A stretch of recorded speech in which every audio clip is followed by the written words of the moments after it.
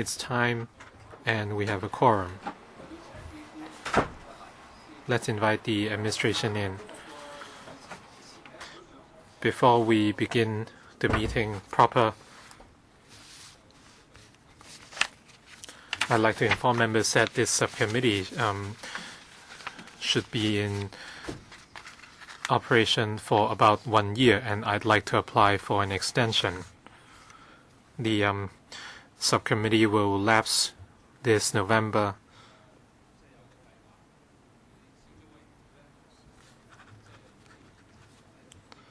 But the House Committee would like to see whether a notice would be served if the working period of the subcommittee is to be extended. We still have a number of issues to cover in terms of children's rights. We have met a lot of deputations, but there are others we have not met. So I'd like to obtain members' agreement that an extension be filed to the House Committee. I think the working period would be extended by about 6 months. If members agree, we will inform the Secretariat. Dr. K.K. Kwok. Chairman, I agree, and 6 months might not be enough. We have unearthed more and more problems, and a lot of problems are still outstanding. For example, the Sandy Ridge site, this is something we must revisit. For school children under the ambit of DHA, well, the issues are not done yet. There is an issue which is worth revisiting, and that is children with special educational needs.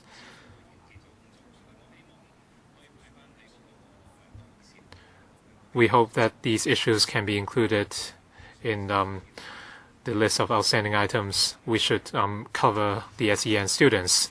The government is providing funds via the Community Care Fund, but whether those funds are actually effective, I have my doubts.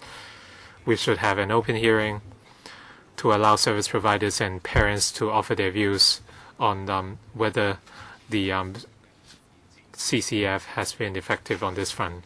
I support the extension of the work period for the subcommittee. Thank you very much. There are a lot of important issues we have to explore, and we have a number of outstanding issues as well. But at the same time, 8 subcommittees are waiting, so we would wrap up our work as soon as possible.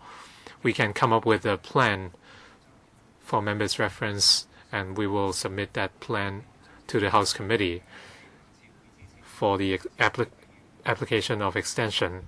By the next meeting, can you inform members of the proposals? Other members might have other recommendations as well to be included on the list of outstanding items. All right, we will certainly invite views from members. All right. And there was an operation outside the complex, so we spent some time with the security arrangements. So I'd like to welcome members.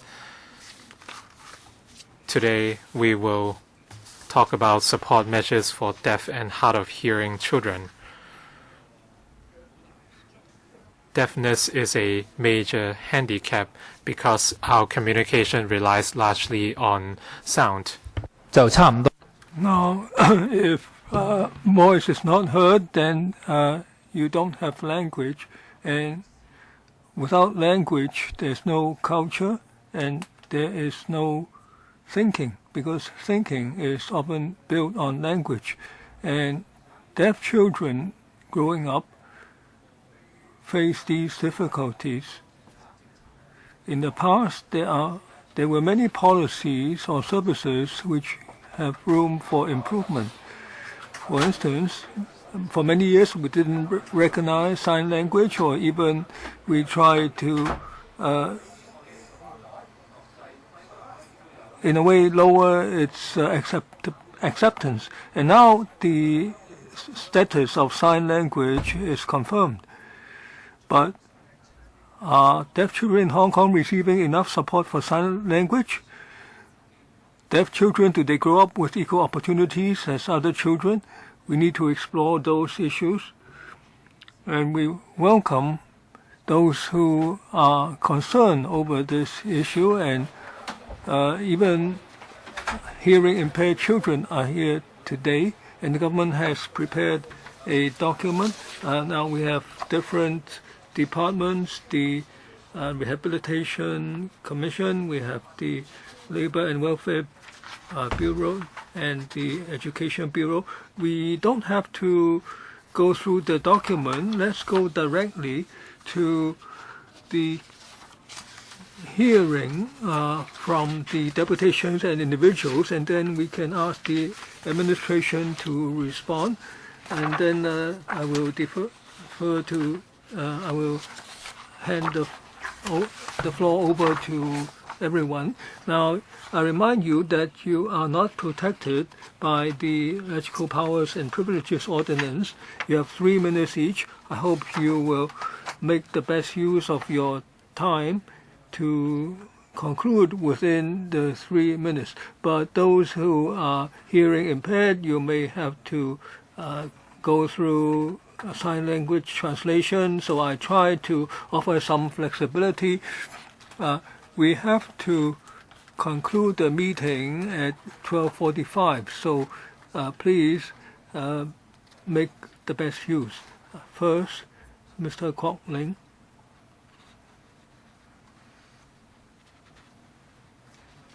Please proceed to speak.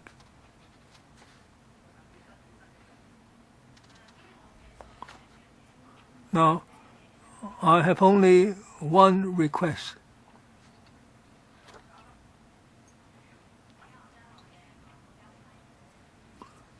My draft speech is handed over to the translator. Now, the Association for the Deaf in Hong Kong representative is not here, so I speak on behalf of the association. For those with healthy hearing to help the deaf, that's very good, but that shouldn't be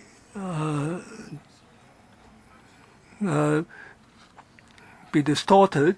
Now, some people they in fact sacrifice the benefits of the deaf and hearing impaired. They have to meet in McDonald's.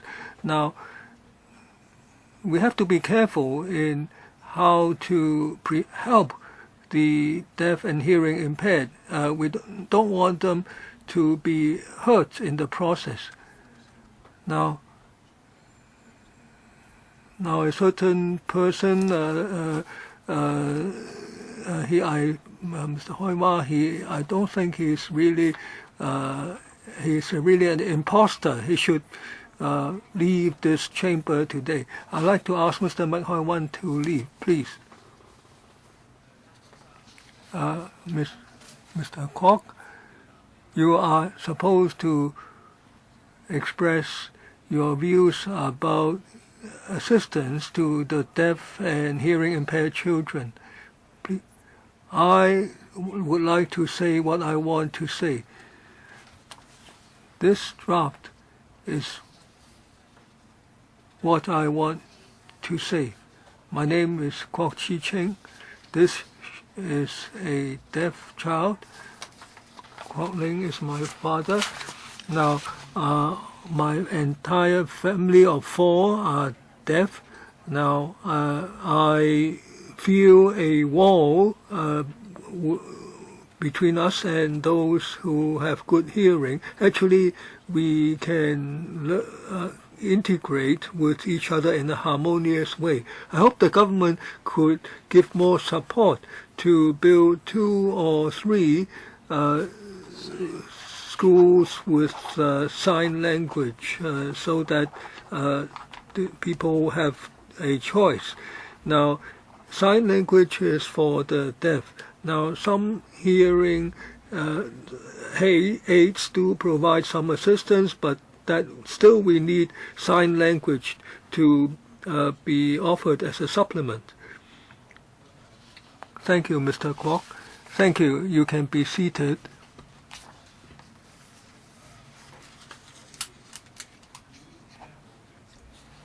Now, participants do not have the right to tell others to leave.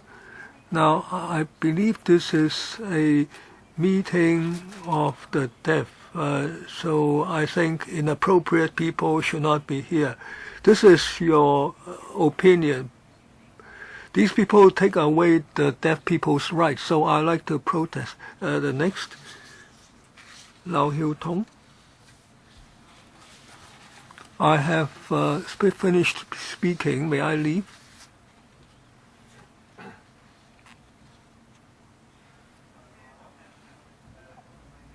Please turn on the mic for Miss Lau Hiu Tong. Good morning. My name is Lau Hiu Tong. When I was born, my ears were severely hearing impaired. I have to wear hearing devices.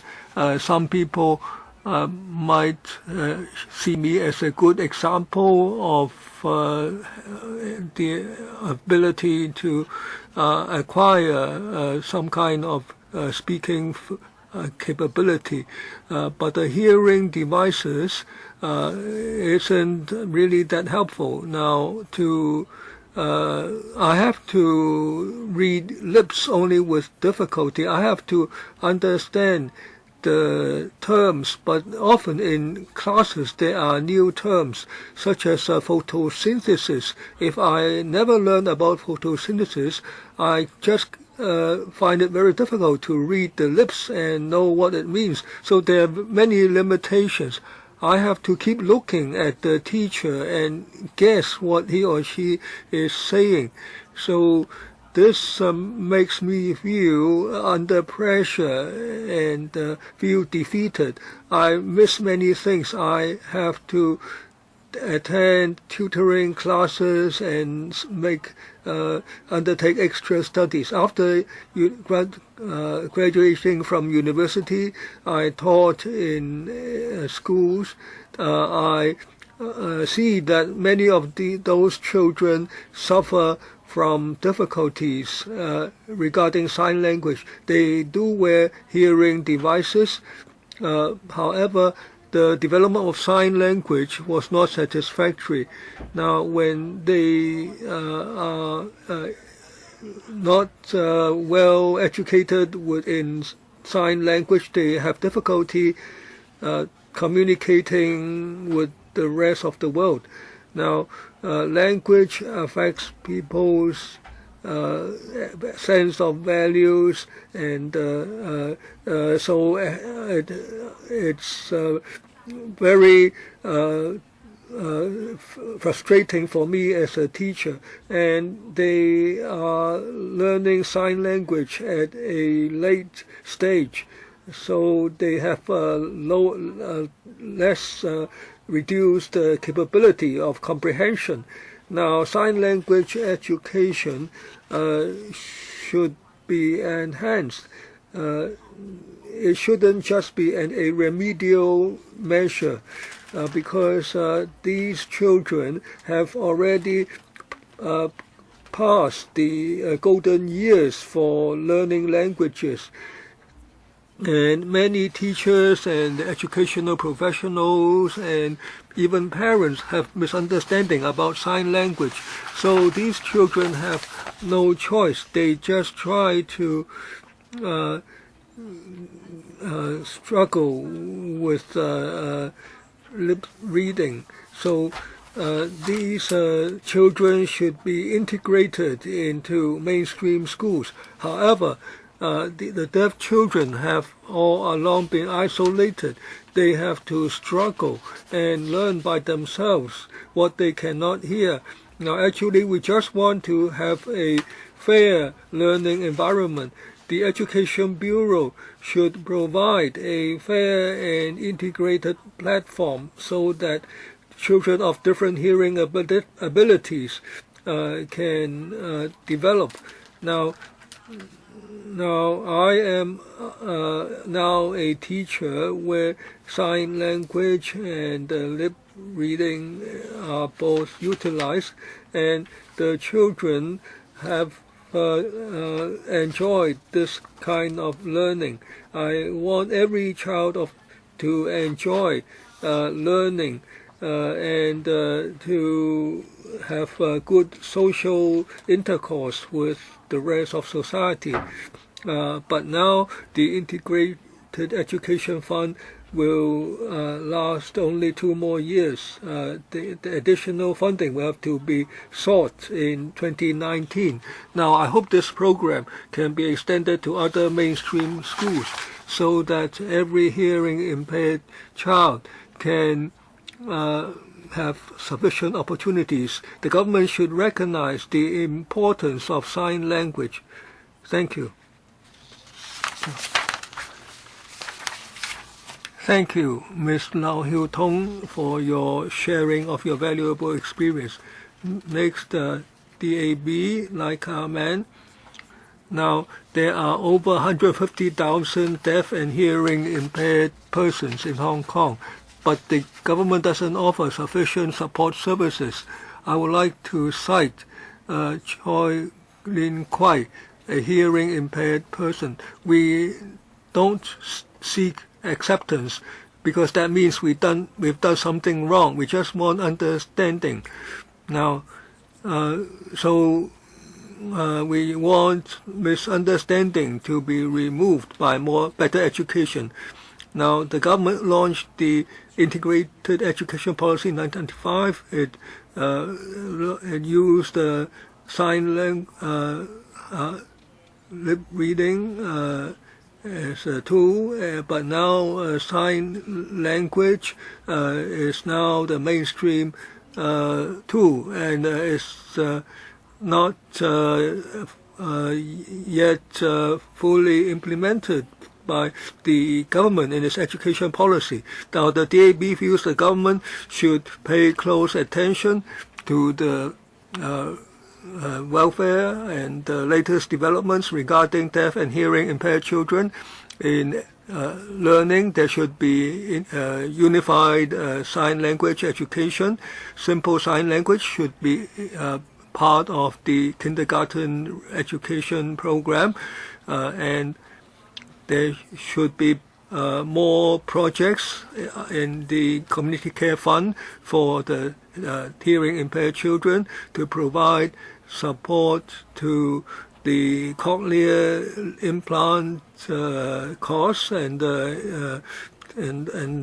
hearing devices should be supported, and this should be conducive to building up self-confidence, and there should be sign language proficient social workers at schools so as to build up and strengthen the identity of the children. If the children can develop good communication skills, when they grow up, they can integrate better into society.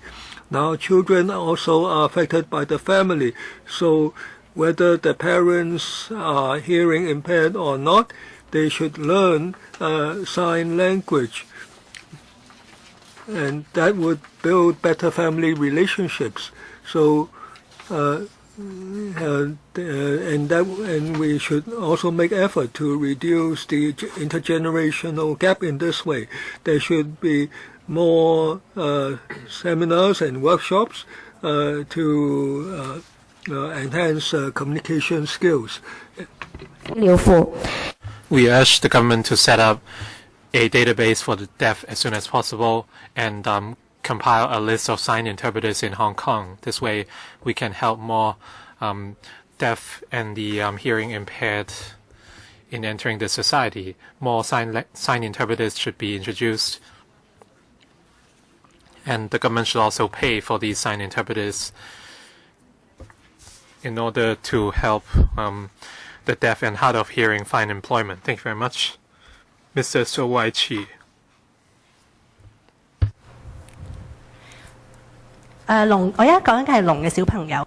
I'm talking about deaf children. Deaf children also have dreams. They might want to become doctors, engineers, or other occupations such as designers. Deaf children would be admitted to integrated schools without sign interpreting, so it's very difficult for them to enter tertiary institutions. And there's a lack of teachers who use sign language as well. So what is their situation? They can never be on par with the hearing abled, and they face great learning difficulties. The chances of them moving upwards in our society is getting more and more slim, and they have to dedicate a lot of energy and time.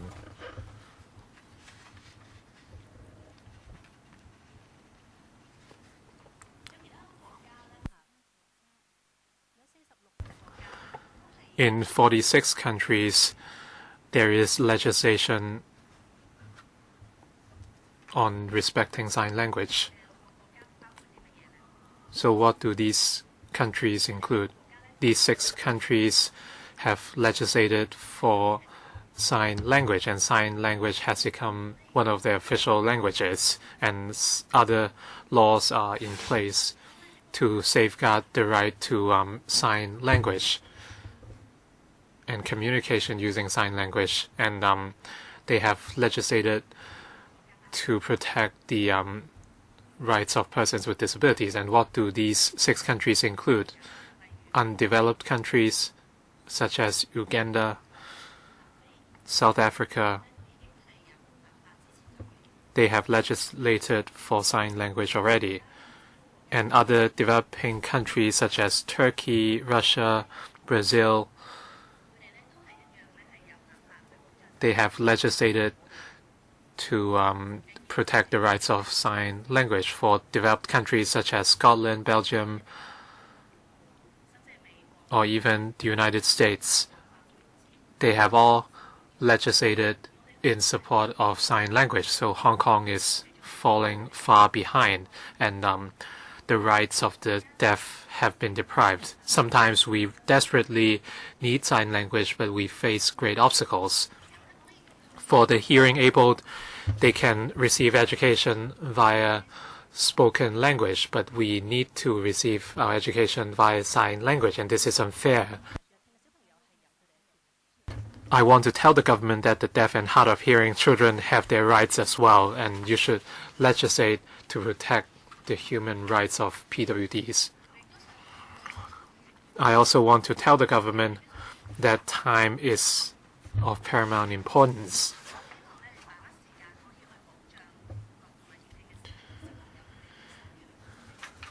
You should safeguard the learning rights of the deaf and hard of hearing children. Sometimes the government tells us that they are studying or considering the matter, or that they are considering something.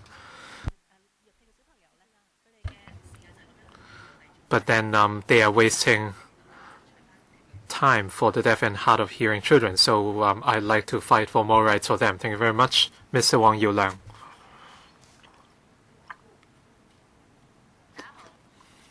Good morning. My name is Aaron. So I was born to 2 separate cultural backgrounds and 2 languages. There was no sign language in my school. There was no sign language in the society as well. And I use Cantonese at home. I grew up using sign language, so I can use both sign language and Cantonese when I communicate with others. When we talk about the rights of deaf people, when I was small, I had a very hard time. But I was lucky that I had 2 options, sign language and spoken language. I love learning new things, but since I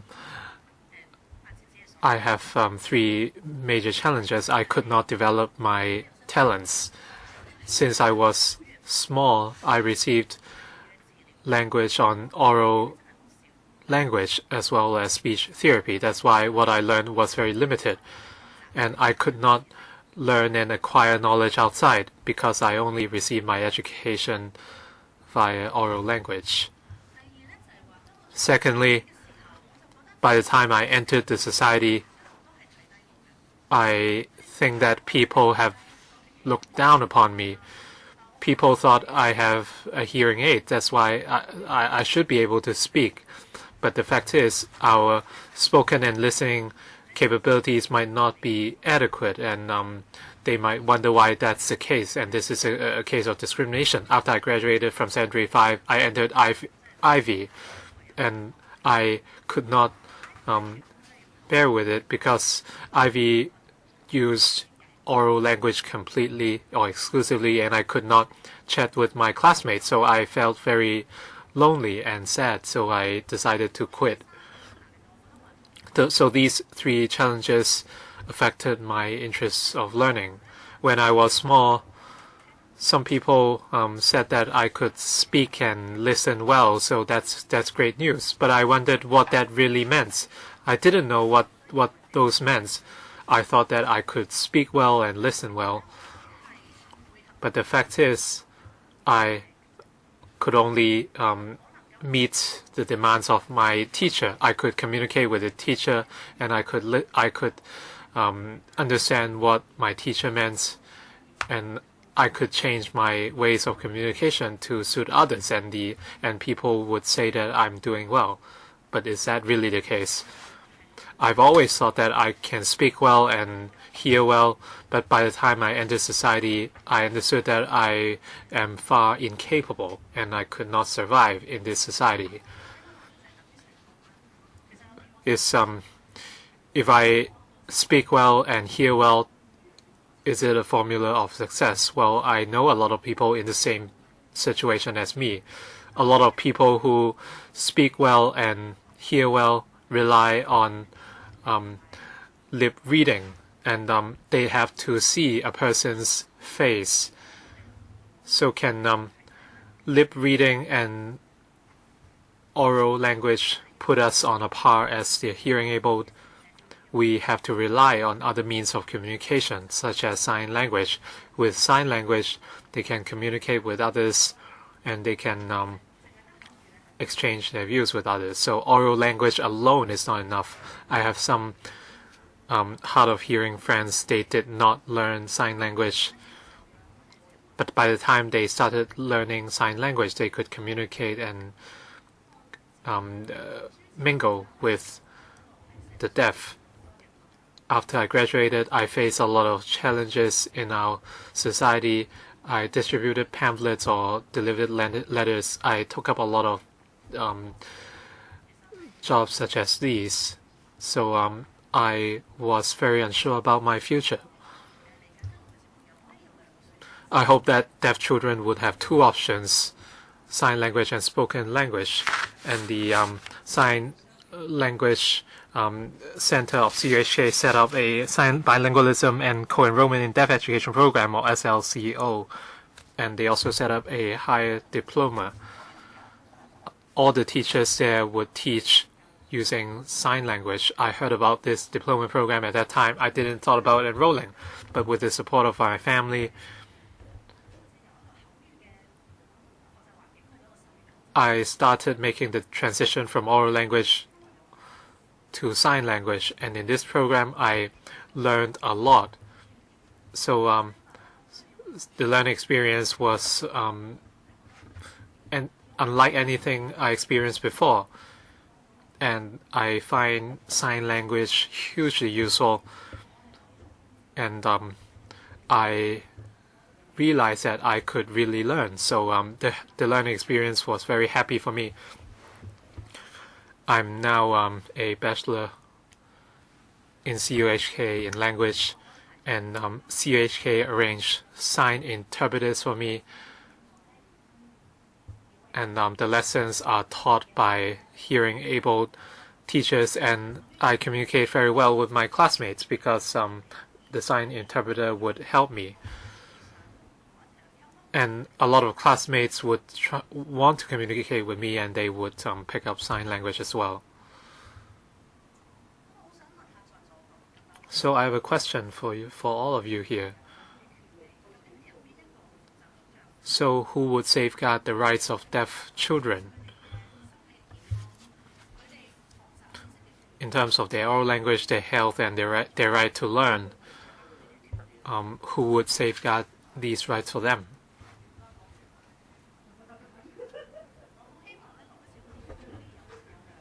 I hope that deaf children would have two options, and that is sign language and oral language. Thank you very much. Thank you very much. Thank you very much for sharing your experience. From the Democratic Party, Mr. Chen Yuk-ming. Thank you, Chairman. My name is Chen Yuk-ming from the Democratic Party. Apart from talking about support measures for deaf and hard of hearing children, I'd like to see whether the government is providing enough support to parents of hearing impaired children. And as you know, early identification, training, and installation of or wearing of hearing aid are required. Apart from the hearing screening tests after birth, for other problems, they have to wait at least half a year at the specialist services to ascertain the extent of the impairment, and they have to wait until the child is about 1 year old before a hearing aid is given. For a lot of other developed countries, they would identify the impairment at 3 months, and they would assign the hearing aid at 6 months. From birth to the hearing tests or screening, is there enough support to parents? The parents are at a loss very often, and a lot of parents of HI children, well, the parents might be hearing able, so they might not have the relevant experience. When they ask the nurses at the maternal and child health care centers, are these MCHC nurses experienced to deal with the actual scenarios or questions?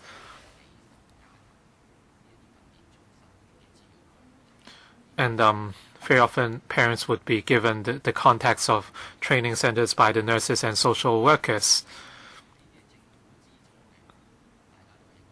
And there's no information on whether on these training centers, and the parents have to look up information online themselves. I do not want to go into a debate whether sign language or oral language is better, but as Mr. Wong said, our HI children and parents should have options. Early training is appropriate. Every hearing impaired child may be different from the other in the level of hearing impairment. Now, some children, they can speak, but in their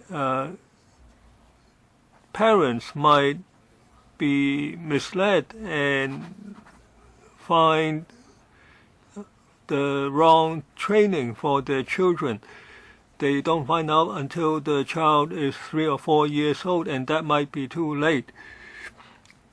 The government should provide appropriate training choices. The Democratic Party should attach importance to equal opportunities so that the deaf children can be trained from a young age. Now, deaf children are not necessarily dumb in speech. Now, in the media, it gives people the impression that those hearing impaired only use sign language. Actually, they can use both oral and sign language. Now, the government should provide early screening for hearing impairment so that training can be offered at an early stage. And there should be a right of choice to learn either oral or sign language or both. Yan, I will not speak. Thank you. Chen Chi-ying.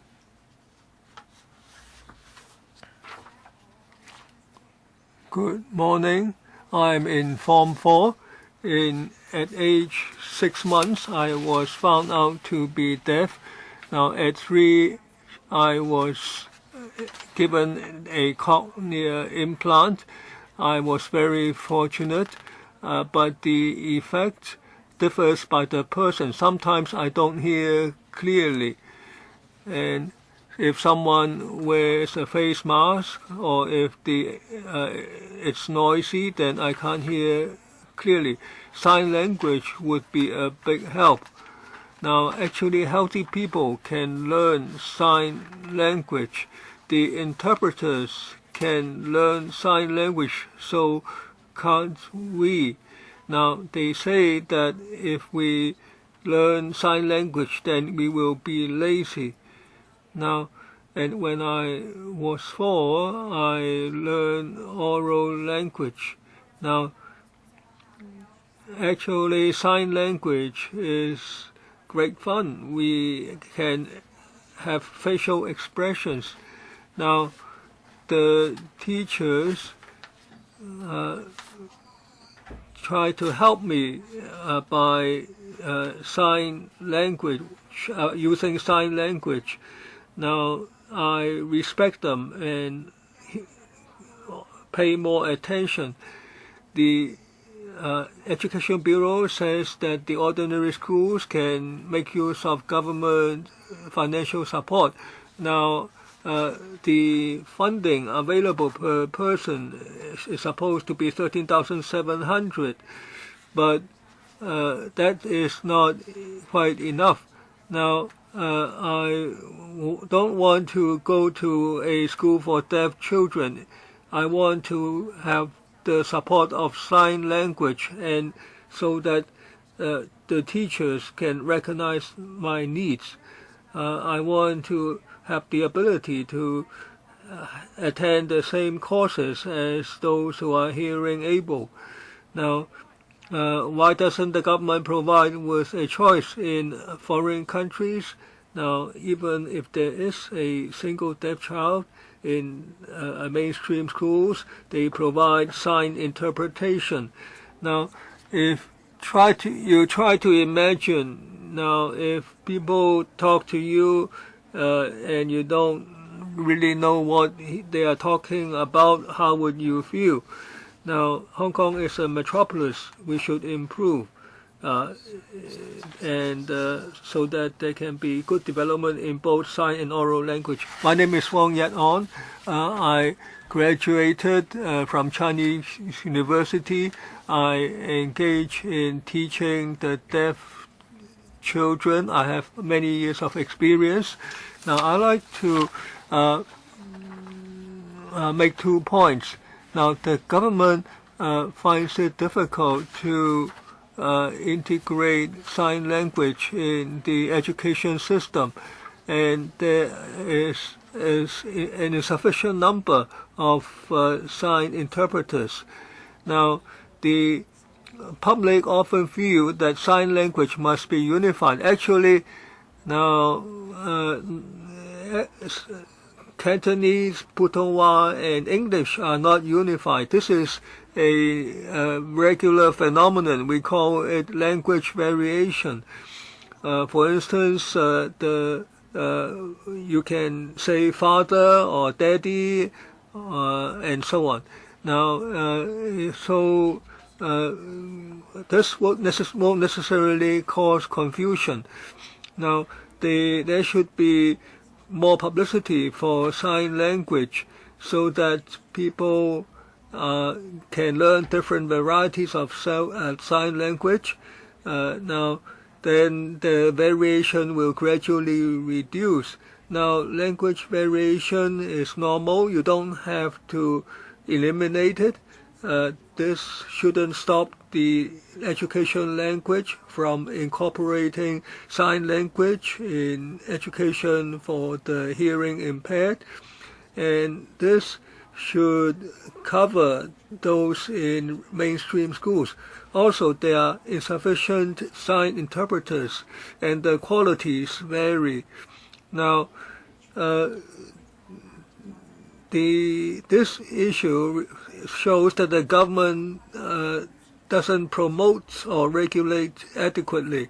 Now, if it has a policy and encourages sign language interpretation, and if it legislates and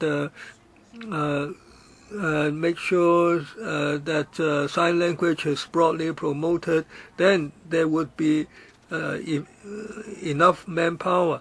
Now, the these two factors should be causes and leading to greater injection of resources by the government into the education of the hearing impaired, who should have a choice. Even if they attend mainstream schools, sign language can be a teaching language, and broader use of sign language can allow the deaf children to learn more, and they can better equip themselves to contribute to society. Thank you. Next, Lai Ka Yao.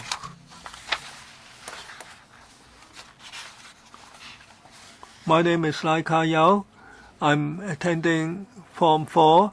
At about 2, I was found out to be deaf.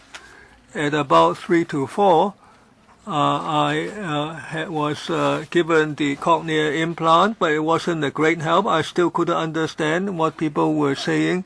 I can't distinguish between different intonations.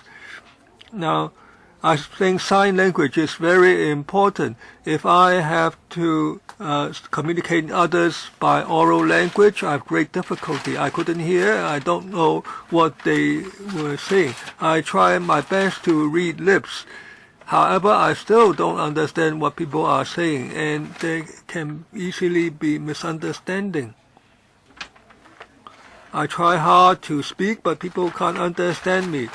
So the sign language is the best way of communication.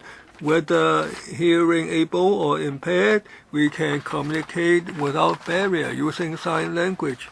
Now, if they don't know sign language, there can be sign interpreters to help us. Since I was young, I always learned in an environment with both oral and sign language. Both the teachers and fellow students include hearing abled and impaired. Now, if I'm given a choice, I will attend the same school as I am attending now. In schools for the deaf, there are only deaf children, so I have less opportunity to come into contact with the hearing able. I like to understand the world of the hearing able. In the school where I'm studying, I can be in contact with the hearing able. I can let them understand us, and we can all learn sign language. Recently, I had a special experience. The Education Bureau sent somebody to our school and talked to the deaf children. Our teachers asked, do you need sign language interpretation? And Education Bureau says no need. I just talked to the deaf children. So the teachers asked a deaf person to interpret for me. Now, he couldn't hear or speak properly. Now, I still don't understand why that arrangement was made. Sign language interpretation is very important. It facilitates the communication process, and expression would be accurate. I'm going to be promoted to Form 5. I enrolled for the APL, Applied Program for Learning. Now I chose the physical training program. I hope that would equip me with a skill to find work. Without sign language interpretation, I wouldn't be able to understand the content of that program. I hope to attend that program and find relevant work in the future. If someone asks me to pay for a sign language interpreter, I think that's unfair and is not satisfactory, because the hearing abled can attend that course freely. Now, I was born deaf. It wasn't my choice. So why is it the government doesn't provide me with free sign language interpretation? If I am provided with that service, I can understand what the teacher is saying, and I can communicate with other children. after I graduate, I can do relevant work. I can contribute to society. I can pay taxes instead of just receiving aid. Thank you. Thank you. Next, Tam Chi-yan. My grandparents were deaf. Now today there's a deaf person who couldn't attend. I will read out what he likes to say. My name is Lo Chun-yi. I am suffering from severe hearing impaired. My parents are deaf. When I was small, I used sign language, and it was very helpful. Now I attended a school for the deaf. They used oral language for education. The teachers don't use sign language. When I was in class, I wore hearing aids. The teachers used oral language. I read lips, but I was guessing all the time what the teacher was saying. Now I felt that I wasn't attending a school. I was just trying to learn to read lips. I wasn't learning anything else. Most of the time I was puzzled by what was said. One day I didn't know how to do a piece of homework. My mother explained to me with sign language, so I realized that sign language is very important. I think the teachers should employ sign language. My mother told me that when she was young, she couldn't understand oral language, and she was waiting her time. Now, the school used oral language. They hope that the hearing impaired children can use their remaining hearing ability and read lips. Actually, I think this is very much misguided. When I graduated, I learned very little apart from lip reading. Now, actually, you need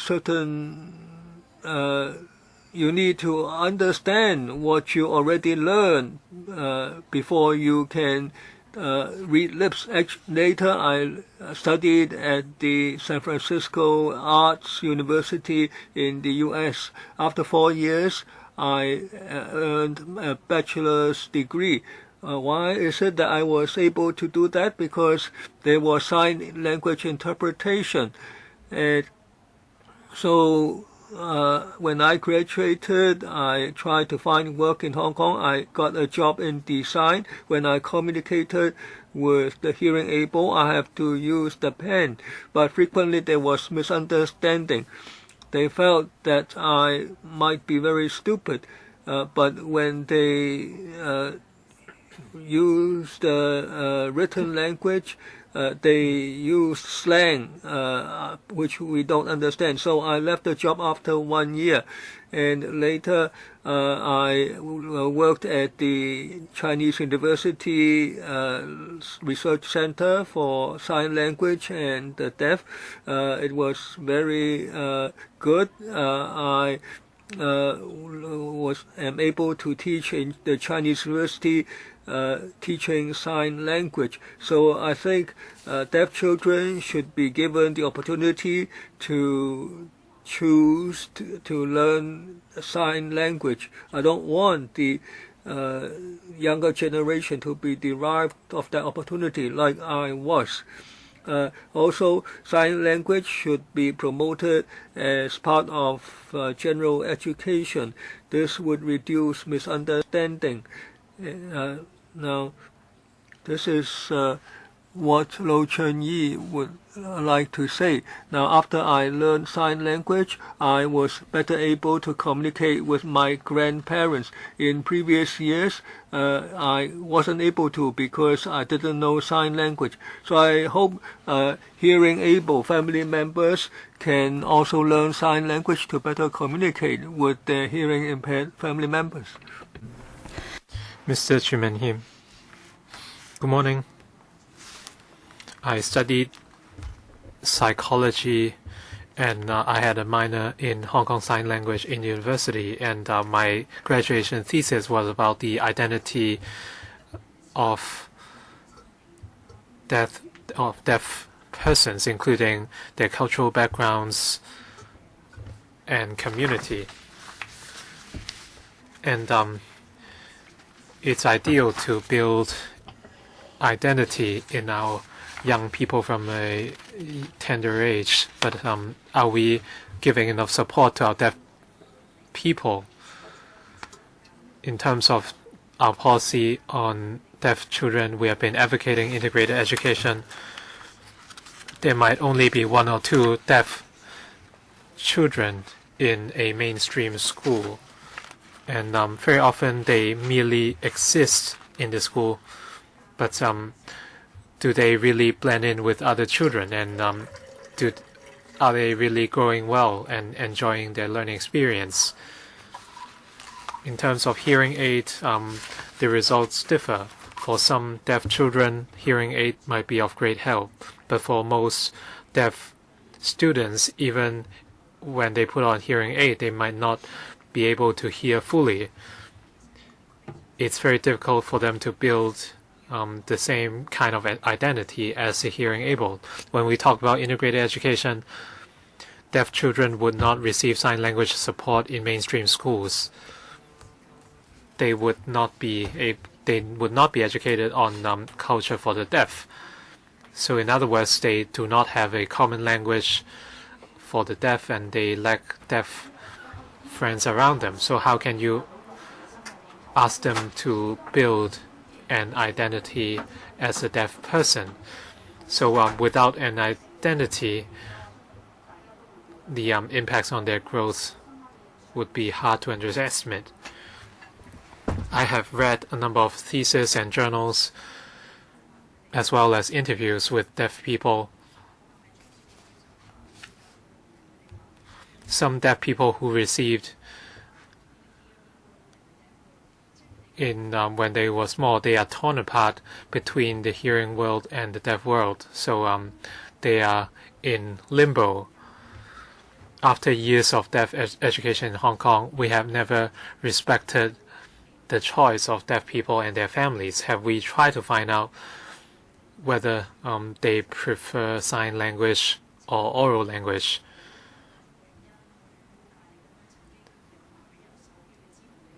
We used to not support or provide sign language support, and we have affected the development of a lot of deaf children and people. We cannot allow these mistakes to continue. We must improve upon them. We hope that the government officials will do something. You should think about what is best for our deaf children, so you should support sign bilingualism in education in order to offer choices to deaf children. Thank you very much. Ms. Wong Hoi Yan.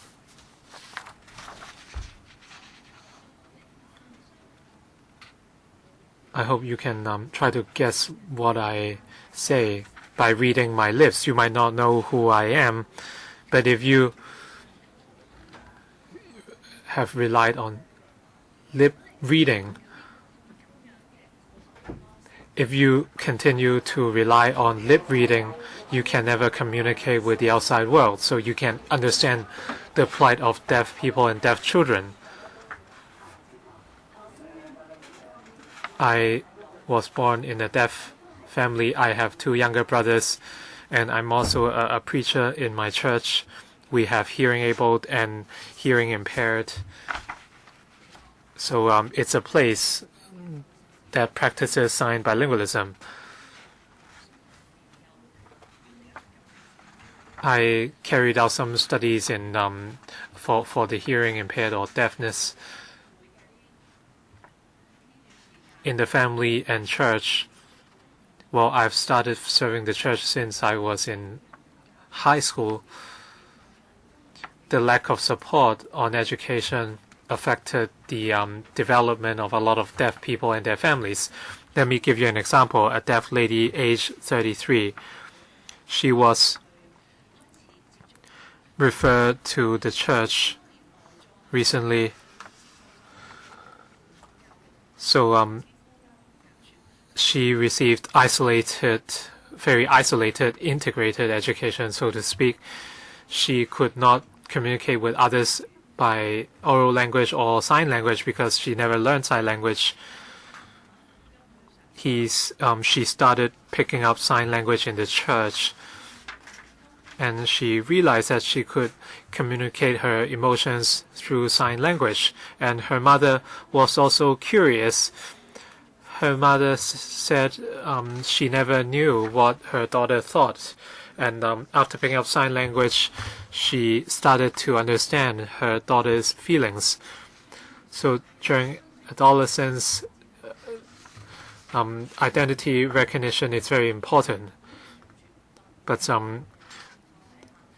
deaf children are often left isolated and they face a lot of psychological issues. Well, this lady considered suicide. Fortunately, she received care from her mother and her teachers, but she faced a lot of challenges. She wanted to learn web design, but there was no sign interpreting. A lot of deaf friends in our church only picked up sign language when they reached adulthood. They have the capability to think and express their feelings, but it takes time. Without language, you cannot think properly. You cannot have a clear logic.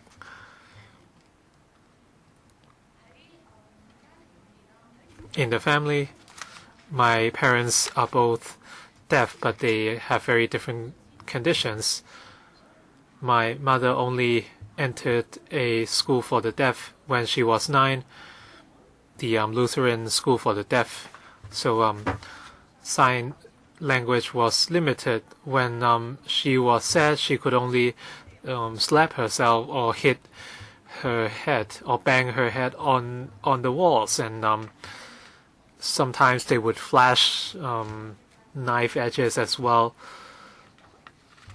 My younger brother and myself were also victims. My younger brothers could not grow up properly. He had to turn to drugs, and now he's mentally ill.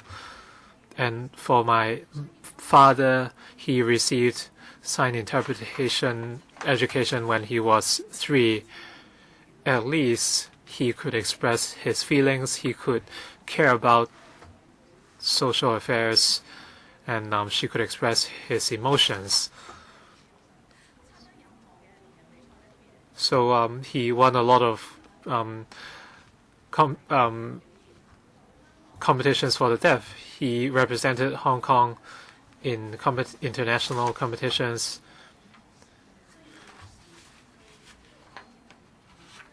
But due to the ignorance from the society, he could only take up a job in car washing, etc. Please wrap up.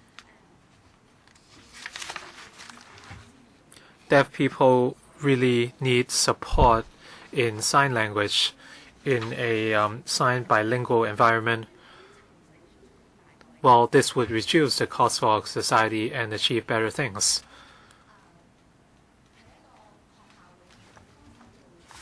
I used to take up interpretation in a school with both hearing abled and hearing handicapped. And this is something my church has seen as well. Given a lack of support for the hearing impaired, the entire society is paying a heavy price. Let's help the hearing impaired become proper persons, and they should be capable of sign language. Sign language is a common language for the deaf. Without a language, we cannot build any relationships. I urge LegCo members and officers to join us in this war. The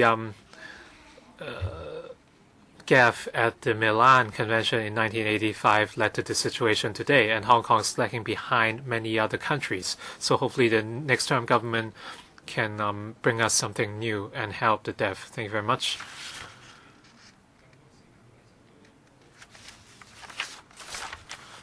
I realize that time is very limited, but indeed there's a restriction on the meeting slot.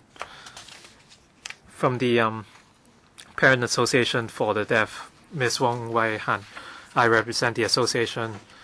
First of all, our parents request that the hearing aid be replaced every 3 years instead of using the cheapest models now on the lowest bid. Our officials know it very well. For electronic cochlears, due to the tendering, children are forced to wear different cochlears on the 2 different ears. These are very expensive. The language processors, FMs, accessories are different. But our parents,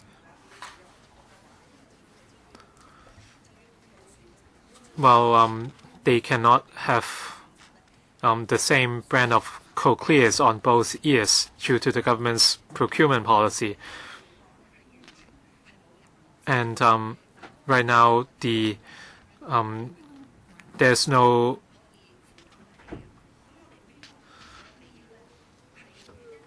subsidy on brainstem surgery, and the surgeries are very pricey. And for language or speech processors, they break down very easily, and there's no subsidy at all. The hearing or the speech processors should be upgraded every 6 to 9 years. As we have said, people who wear hearing aid and cochlears doesn't mean that they can hear very well. The government should subsidize the accessories because they are very expensive. A wire is more expensive than 1 month of DA. And the same goes for speech processors. So hopefully all HI children would receive the same subsidy instead of you should not require doctor's letters. In terms of education, Hong Kong is lagging far behind. We have guidelines, but they might not be executed, and the execution is not thorough. A lot of our students are not hearing well. 50 years ago, in North America, there was already a good system to help the hearing impaired children. They speak well. In 20-odd years ago, this was applied well in Taiwan, and later it was adopted in Shanghai. Hong Kong is lacking of teachers for the deaf children. We can adopt the Taiwan system of Chinese characters, and we have no speech therapy regarding English. Now the teacher and the parents can be trained so that they can help in schools. Now Professor Tang of Chinese University said that there should be extension to more than one to quite a few number of schools. Now because of commercialization, now only sign interpretation note takers, that's only in at university level. Why isn't it that we can't have it at secondary and primary school levels? Now also there should be a special quota for hearing impaired at the university level. The deaf should have a simultaneous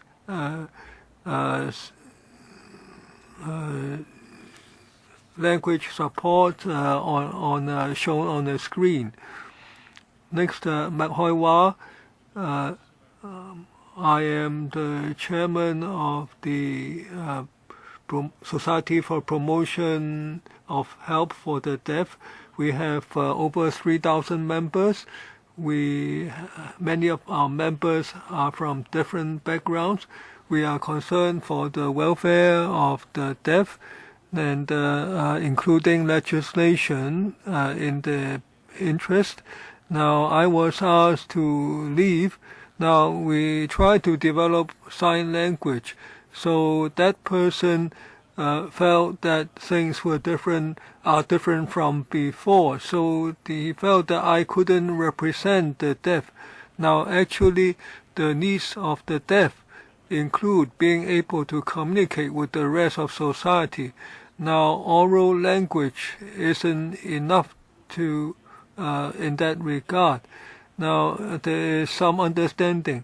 In the 1880 Milan Conference, they passed a resolution that sign language should be stopped in its use in school, in education. So the development of children was severely handicapped. Only in 2010 was a resolution passed that the decision was regrettable, and people are reminded of this piece of history and to respect different modes of education. So we hope that the educational authorities would recognize the importance of sign language. Now, sign language is not just gestures. There is grammar and culture, and through learning sign language, thinking can also be helped. Now, the rest of society should also learn sign language. Some speakers said that they often had difficulty communicating with the family members. Those who learn sign language, they communicate better. They feel more self-confident. If they learn oral language, they may have difficulty. Now, very often in schools, there was overemphasis on oral communications and speaking orally. Now, very often the children cannot learn through reading. Now, we often have to recite passages to learn the thinking behind them. Now, the government should review its policy regarding sign language. Now, it shouldn't just refrain from sign language education just because there are different sign languages available. When you unify sign language, then sign language can be promoted in schools. Now, in TV broadcasting, there should be news and information programs which provide sign interpretation. And the government should also use sign language in its work. Next, Yu Kan Man. I am from the Deafness and Sign Language Research Center at the Chinese University of Hong Kong. We are talking in this meeting about children's rights, deaf children's rights, or hearing impaired children's rights. I hope we would take a new look on what rights are enjoyed by the deaf and hearing impaired children. First, they have the right to benefit from both languages. Now, for deaf children, now over 90% of the cases, their parents are hearing able, and for deaf parents, over 90% of their children are hearing able. So you can see that it's a dual language environment in which most of the deaf people grow up. So dual language is very important. So in education and services for the deaf, we should use dual languages. Now, many of the speakers emphasize the importance of sign language. Now, in our research, we found that it's not just sign language.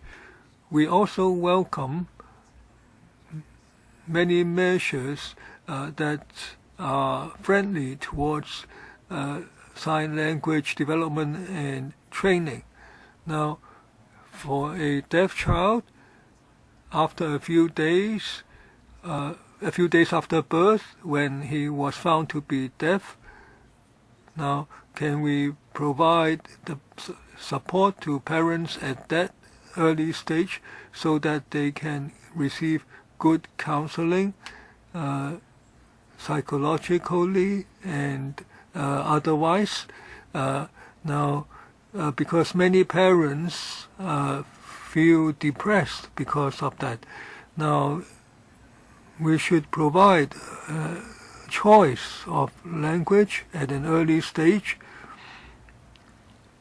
Of course, the greatest difficulty is that the choice has been explained to the parents, but there isn't any choice in services, whether in preschool services or in the mainstream education. There is no choice available. The Education Bureau emphasizes a dual-track system. Now, it says that there can be sign language. Now, we are thankful that after many years of fighting for sign language, the Bureau is finally ready to promote sign language. Now, when a deaf child studies in mainstream school, he loses that right. Now, should human rights be only partial? Or should both rights be available to the deaf children? Today we are adopting different means, and there are different groups among us. In the past, there was some controversy regarding oral and sign language. Now, internationally, people recognize the importance of both.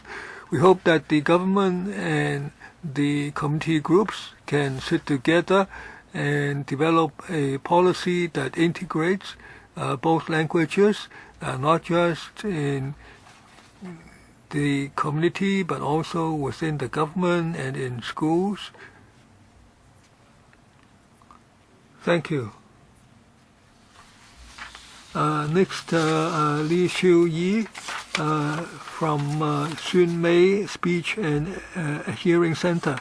My son, at 2 years old, now he was determined to be hearing impaired. He had to wear cochlear implant. Now, fortunately, my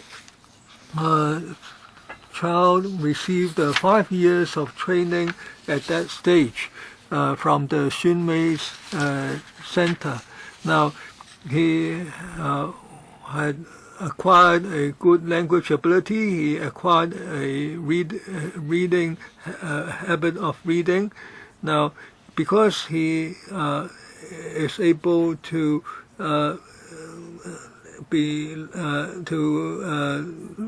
learn through language, he was able to receive good education, and he even assisted the teachers to help hearing impaired children. He dreamed to become an architect. Now he is 22. He graduated from the archaeology department of University of Hong Kong. The professors didn't know that he was hearing impaired. Only when he, on his graduation day, did they learn that he was hearing impaired, because he had a good foundation in language. Now, I have 4 wishes, that some of which have been mentioned. Now, when the parents first learn that their children are diagnosed of hearing impairment, they need counseling. Now, when that diagnosis is made, which is usually about 3 months after birth, the parents may not be able to accept that reality. The parents would be frustrated and despondent, and they may even be depressed. We need medical social workers to offer counseling because the parents are very important. They have to care for the children, and they make the decisions regarding the training for the children. But the government hasn't followed up enough. And also, the babies, when they are diagnosed of hearing impairment, they should be provided with a hearing aid within 3 to 6 months. At the time when we get the hearing aids, we didn't know how to use it. Now, we bought an alternative device instead. The government should provide cash vouchers for the parents to purchase the aid suitable for their children. There should also be provision for a clear and practical information service so that the parents can choose the adequate language training. Now, there's a lot of information provided by Department of Health, but it's rather confusing. Now, and public education should also be enhanced. Now, right now, there is insufficient communication in the media that the hearing impaired children can learn to speak. Now, the children should be offered an early choice. Next, Wang Lik Hang. I am from the support association for the hearing disabled. I'm a social worker. Now, in June, the allocation of school places for the primary schools took place. Now, a child was taken on, was accepted by a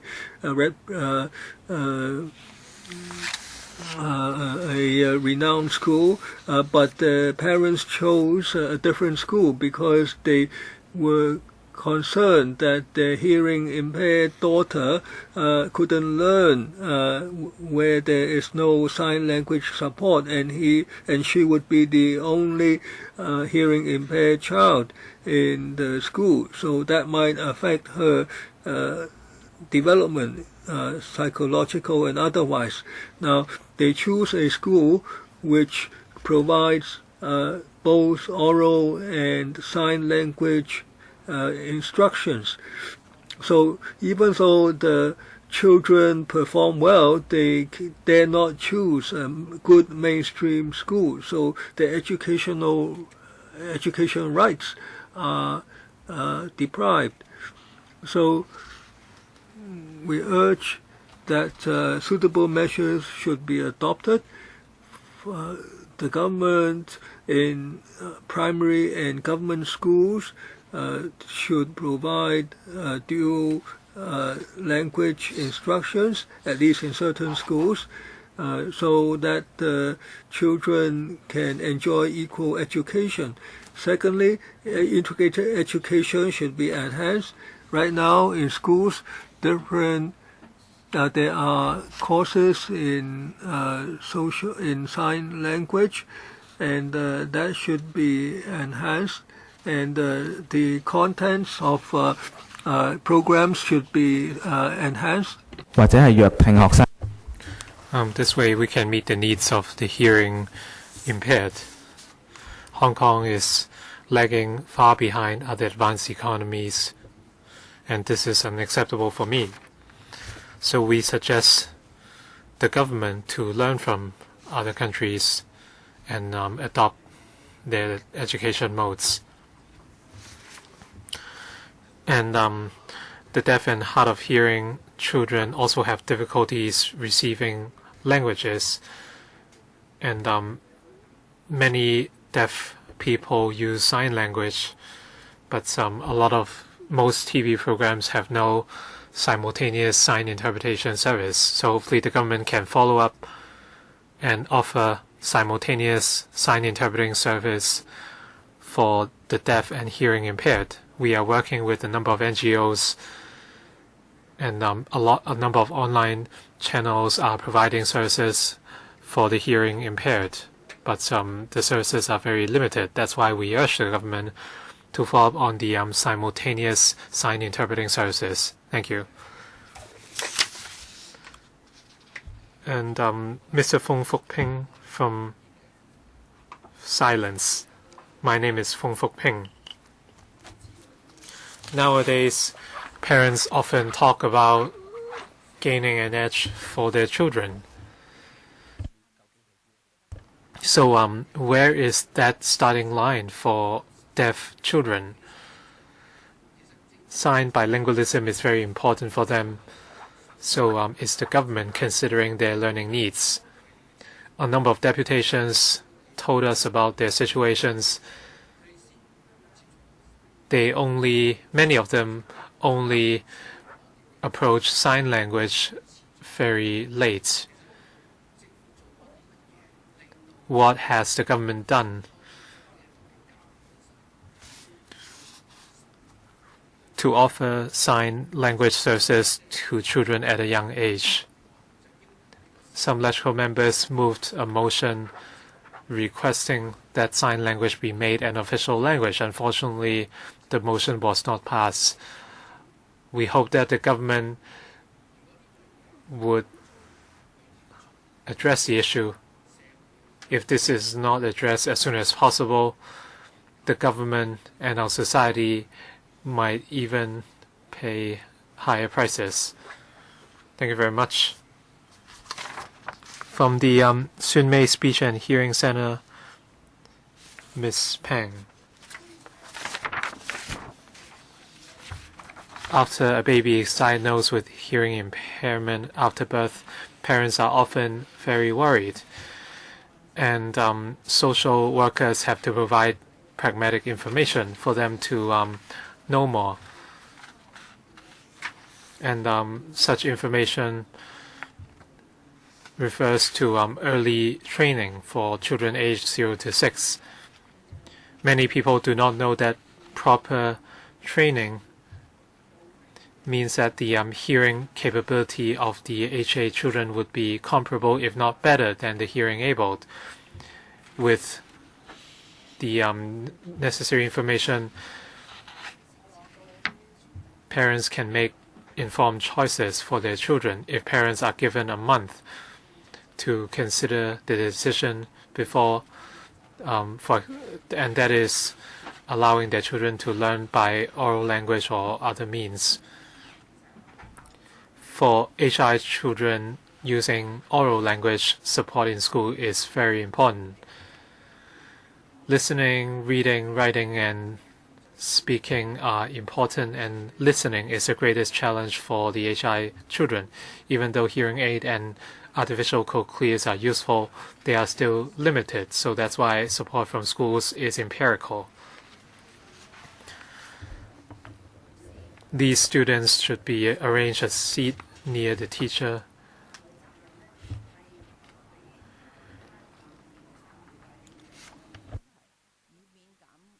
And schools should allow the hearing-able children to understand the needs of the hearing impairment or the hearing impaired in order to avoid bullying. For Chinese English listening or music listening, exemptions should be given. And the scores or the scoring arrangements should be discussed with the parents, but they should still be given rankings. Some children require FM systems, and teachers should make the right arrangements for open examinations like DSE. HI children should receive the exams in their own schools, or that a special center could be accommodated. Finally, the government is obliged to promote public education. A lot of HI children can speak. While promoting sign language on TV, they should promote the message that some HI children can speak. This way the public would know that training can be given as soon as possible.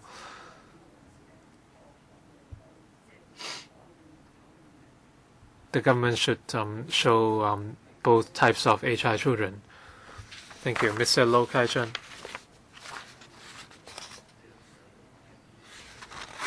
I'm studying social work in a tertiary institute. I have serious hearing handicap. And when I was 10 months old, my mother brought me to the Subcommittee Center for intensive listening and language training. When I was 3, I received an artificial cochlear implant, and I continued to receive listening and oral training at Subcommittee Center. With a solid language basis, I could understand conceptual and complicated concepts. That's why I could enter mainstream kindergarten, primary, secondary school, and university. I'd like to thank my parents for choosing oral language for me. If not for this decision, I might not be able to speak today or enter mainstream school. I enjoy my learning because I can live independently and I can develop my interests, and I can discuss academic issues with professors. I hope that more HI children can enjoy this right. Even if we are deaf, we do not necessarily have to be dumb. With early training, a lot of HI children can speak. With the help of cochlears and hearing aid, we can receive more language training, but our hearing cannot be cured. And hearing aid would only help to some extent. So for daily communication and in lessons, we need to pay attention to lips. But in a school hall or for public announcements, we might not be able to receive the messages very well. That's why we often have to cross-check certain information with our classmates to avoid misunderstanding. With restrictions in hearing, we need certain support in learning. For example, for the seriously HI students, Chinese, English, listening, and music, for these subjects, exemptions should be given. We love learning and we love taking part, but sometimes we cannot hear well. So listening or singing or listening to music should not be criteria for examination. For unseen dictation, sometimes we feel very difficult because we might not hear the words very well.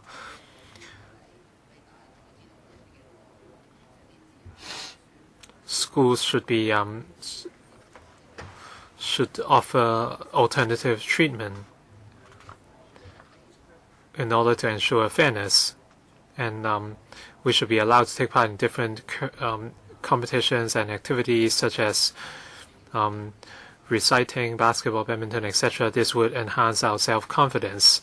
For HI students with artificial cochlears, their hearing would slightly improve, but these equipment are very expensive, so they might break down from time to time, and the maintenance fees or the repair fees are very high. For HI students with financial difficulties and their parents, the government should provide timely and appropriate funding so in order to not jeopardize their learning. Finally, I hope that more and more HI children can enter mainstream schools like I did, and that they would not, and they can say with pride that they have hearing impairment. Thank you.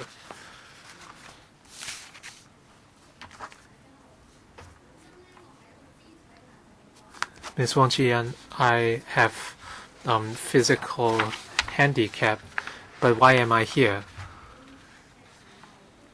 Last year, I took up packing as a job. I met a deaf friend. How did I communicate with her? I do not know sign language, and I communicated with her by oral language. For both of us, this is a new attempt. I've never communicated with patients with other types of handicaps. When I tried to work with her in work, the supervisor told me not to chat with her all the time.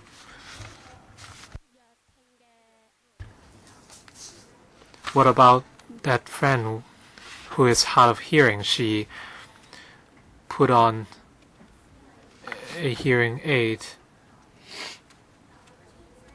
and she could only move her lips, but she couldn't make any sounds. I worked with her for 3 months, and I realized there are a number of problems. Hong Kong has a limited number of sign interpreters, and they have to support students in special schools as well. So I can imagine their careers. In these 3 months, it was a very hard time because we could not understand each other, and I don't know sign language. During lunch, during the 45 minutes of lunchtime, I had to type to communicate with her. And when I speak, she seldom understood what I said, and she was referred by the labor department, and the supervisor always asked whether I could communicate with her, and I should mind my own business. And apparently that deaf child was very helpful, and she tried to tell us something. And even though I've left that job, I still did not know what happened, and the supervisors had no experience with such persons.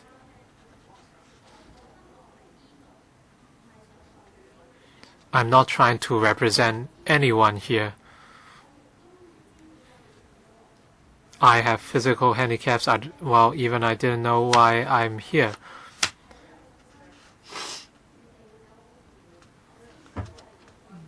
And since the gathering last time, I was confident that you will hold an open hearing. This is not just about children's rights. What about the adults' rights? You always ask the employers to take care of people with different handicaps, but are they well trained in this? Now, have they been provided enough training? Now, only deaf children are supposed to receive sign language training. Actually, the deaf children and the adults both of them do not, both sides, they don't receive sign language training, so we cannot be properly taken care of.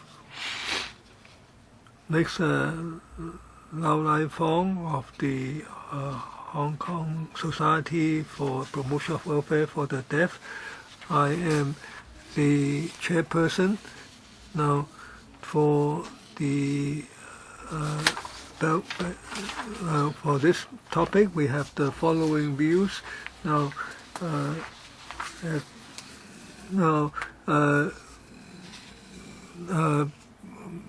decades ago, the parents are considered to be responsible for the education of their deaf and hearing impaired children. Now,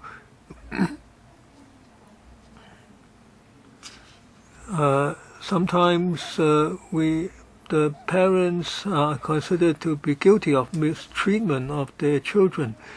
Now, the legislation says that if one is deficient in caring for the children, there would be criminal prosecution. Now, according to the procedures for guidelines by the Social and Welfare Department, now if children's welfare is not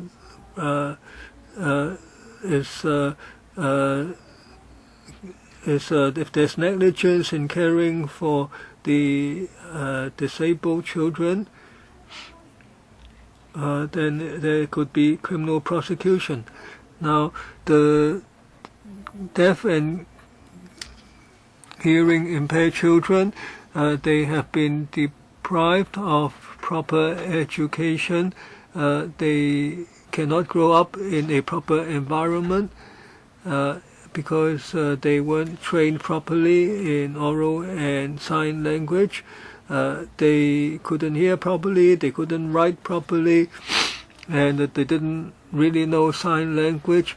So this is a case of negligence in the caring of the hearing impaired children. In preschool services, then in kindergarten through secondary schools, school level, have the children, hearing impaired children, been deprived of their rights? Now, this phenomenon should be reprimanded in our society. We have three proposals. First, the government and the public should provide books and games for hearing impaired infants up to 6 years old. Secondly, the schools should provide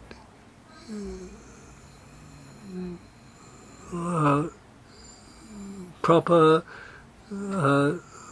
language aids to the hearing impaired children. Thirdly, now the sign language and hearing training sessions should be separated. Learning and therapy should be separated so that the children can learn properly. Next choice one. I am a parent of a deaf daughter. She couldn't hear even an aeroplane. She studied under the sign language program organized by the Chinese University, so sign language was her mother language. And yet the Education Bureau doesn't provide sign language support in any mainstream school.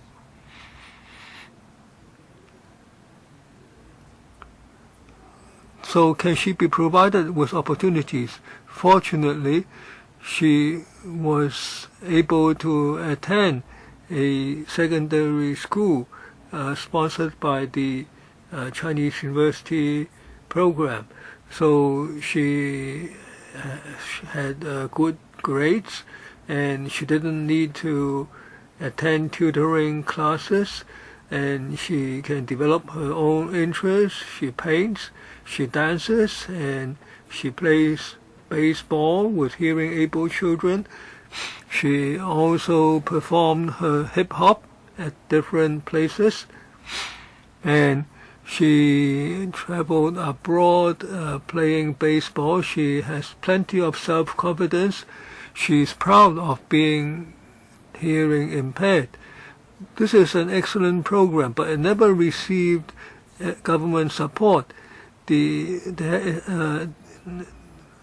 Right now, only some community groups supported this program. I'm concerned whether it could remain financially viable, and deaf children should be able to learn in mainstream schools.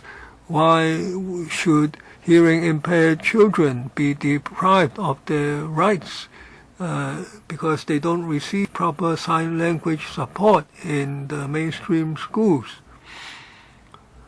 Why is it that they can not learn like the others? My daughter will be promoted to Form 4. Now in Form 5, she can learn certain training courses, but those would only be available in schools where there's no sign language interpretation or note-taking service available at all. Hong Kong is very backward in this regard. Next, Wang Shuying.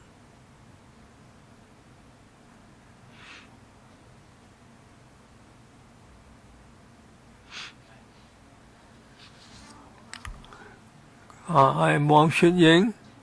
I'm attending primary 3. I was born with hearing impairment. I'm the only deaf person in the family. My twin brother is hearing able. Because I am deaf, it's very difficult to find me a school. I was saddened because I couldn't hear. Later, I was able to study in mainstream schools with the provision of sign language support from a program. Now I was able to develop my potential. If there wasn't such a program, where would I study? I couldn't study in mainstream schools. But I like to study with hearing-able children. On the 27th of this month, my parents, teachers, and fellow students met with the special education unit in the Education Bureau. Now, I expressed on the website that the deaf should enjoy equal opportunity in education. Now, I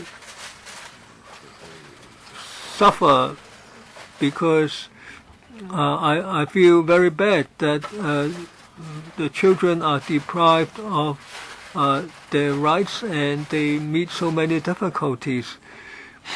But they have fought for it, and I am fortunate in integrated education with provision of sign language. So I am a happy person. This is a complex world. We need more kind hearts. The Education Bureau always overlooks our welfare. Now, we are very frustrated because there seems to be a lack of justice. Now, nevertheless, we try to strive until we get the identity of society and so that they extend a helping hand. Now, we will always work hard. We will succeed in one day. Things will become better. I'm very fortunate that I was able to grow up in the dual language program. I play baseball in school. I hope that sign language can become official language, and I hope the government could support the dual language program. Next, Dr. Wang Chi-tak. I am the father of Wang Shuying. I will try to be brief. Now, hearing impairment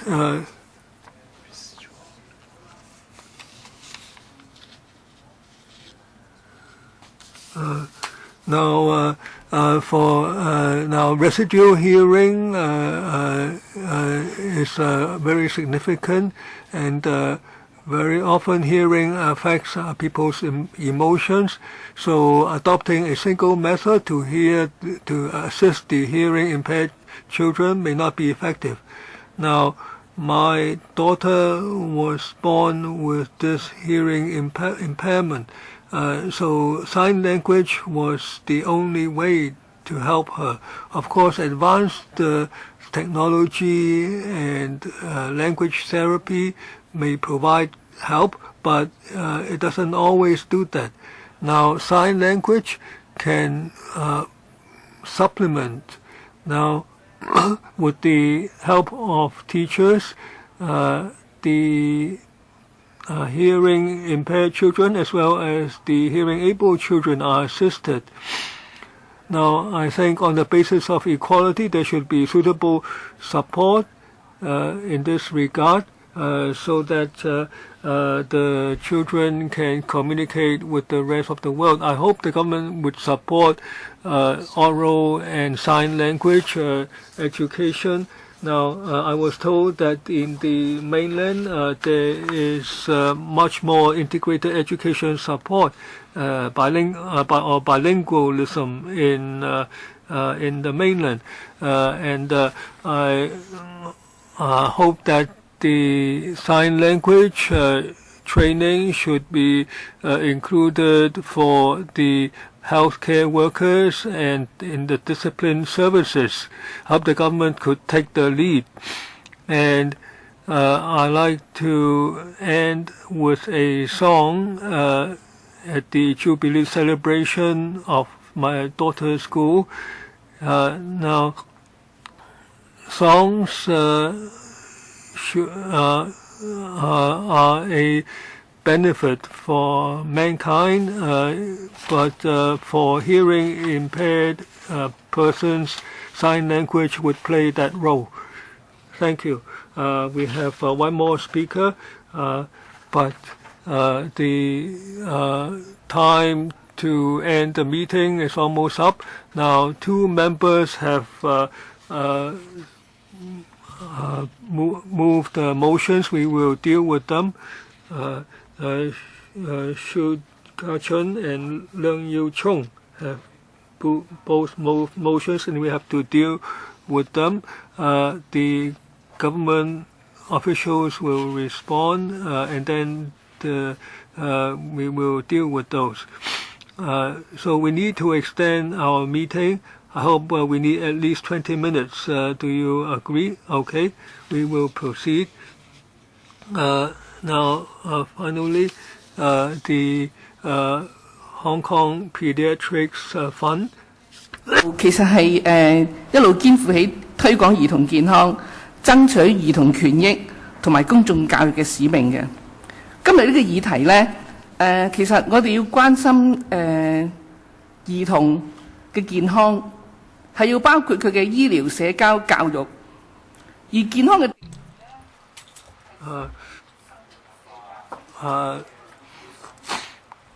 Health and that includes the hearing. So the hearing impaired are suffering from a handicap, and parents and the children have to expend greater effort. If it's discovered in early stage, it would provide them with better opportunity.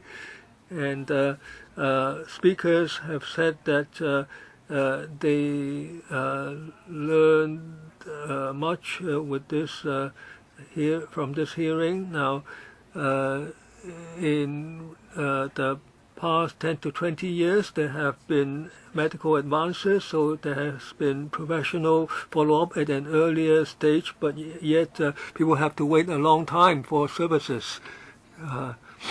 Now, if arrangement is not provided at an early stage, the parents suffer from greater pressure, and after cochlear implants are introduced, there has been some improvement, but in some cases the effect is not good.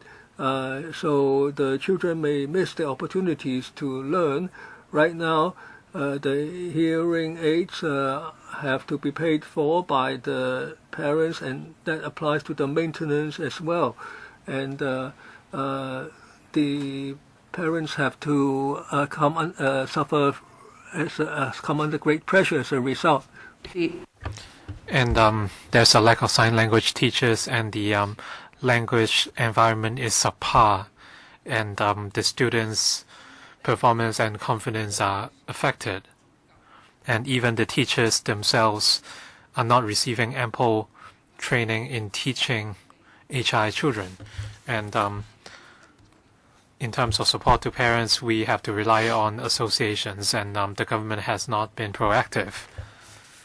That's why we suggest enhancing the neonatal hearing screening for newborns, and speech therapists should be introduced in order to shorten the waiting time for the screening. And as a central fund for HI children should be introduced to fully subsidize the procurement and replacement of equipment. Social workers should be assigned to follow up on the cases.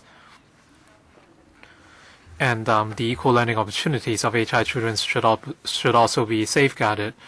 And sign bilingualism resources should be given by schools so that needy students can receive equal learning opportunities. And more training should be given to teachers as well. Public education should be stepped up so that the public understands the difficulties and needs with HI children, and peer support should be enhanced in schools, and a harmonious campus should be promoted in order to support the children. Thank you very much, and I'd like to thank the 30-odd deputations. A lot of them have shared their personal experiences. So for deaf and HI children, we have learned a lot more about them today.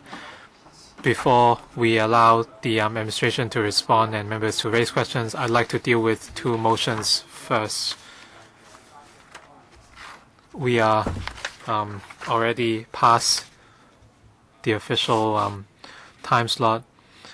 I'd like to deal with the motions proposed by Mr. Chiu Ka-chun and Mr. Leung Yiu-chung. First of all, Mr. Chiu Ka-chun, please walk us through your motion before we put it to the vote.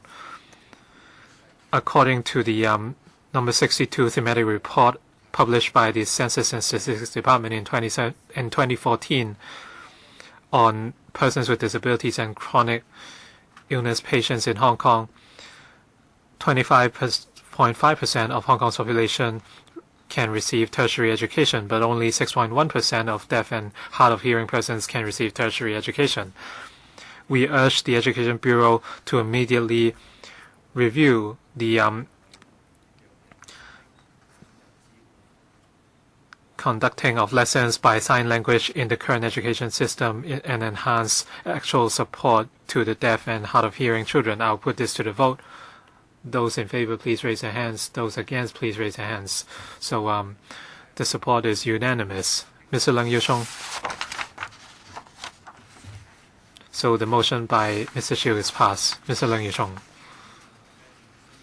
The subcommittee feels that the government should comprehensively review and improve the hearing aid and cochlears provided to deaf children, and they should review the sign language and oral language policy or sign bilingualism to provide a better learning environment. Those in favor, the support is unanimous. Thank you very much. We now invite the administration to address what the deputation said. So the deputations talked about three main issues. First of all, the options of sign language and oral language. As deaf children grow up, the school environment is crucial. In mainstream schools, under the integrated education program, they are not receiving any sign language support.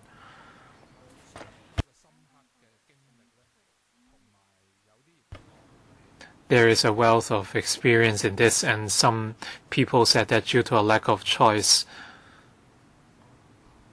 their developments face a lot of obstacles. So this is something the Education Bureau should address.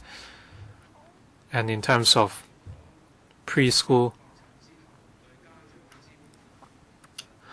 support to parents after diagnosis, the availability of information, and the relevant equipment, and the relevant funding, maintenance, etc. And I think the relevant units and bureaus can respond. First of all, the Education Bureau on the option of sign language. Thank you very much for sharing all this information on SEN students. Under the Integrated Education Program, we want to promote inclusion and equal learning opportunities. We have encouraged teachers to adopt the best mode for HI students. For students in ordinary schools, after wearing a hearing aid, their oral capabilities are relatively strong, so they can use oral language for learning and communication. Teachers should also adopt other strategies, for example, visual cues, contextual cues, body gestures, etc., to aid student learning. In ordinary schools, some students would like to learn via sign language. So we must draw up plans with schools on how these students can be supported. For example, the needs of these students, the HI, the extent of HI, the usage of sign language, etc., or the ability for teachers and teaching assistants to use sign language, how we can develop the students' residual hearing capacity, and how they can learn with the hearing abled. Apart from support to schools, the Education Bureau also offers other resources, for example, the learning support grants, and schools can use them if needed. They can even hire teaching assistants who know sign language. Apart from these areas, under the dual track approach,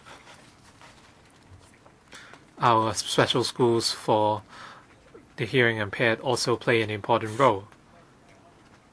Our special schools for HI are promoting sign bilingualism. And in recent years, they have been developing teaching vocabulary using sign language, and they are enhancing the use of sign language among teachers. Now, all teachers and teaching assistants can use sign language to teach. Schools would also help us promote an inclusive culture, and every year they would hold sign language competitions, and through these more students can be exposed to sign language, and sign language classes can be arranged in schools as well. And schools with HI children also provide an enhanced support scheme. So for needy students in ordinary schools, and these programs might help. We talked about hearing aid.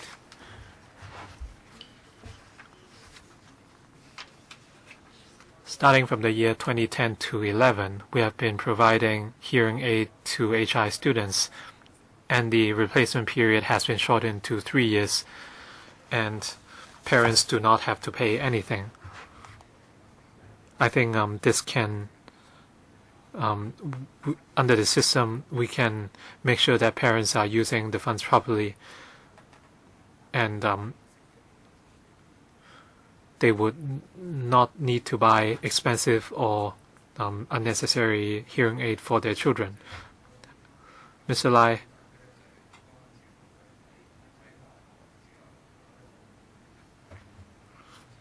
Very often, mainstream schools do not provide sign language interpretation. As to what can be done, I think I will hand over to the relevant persons. As for hearing aid, you often adopt the lowest bid principle, and very often the equipment is useless for the users. I like the hospital authority to talk about the preschool services as well as the waiting time for those who need to see otorhinolaryngologists. So can you talk about that from the HA, please? Mr. Wu.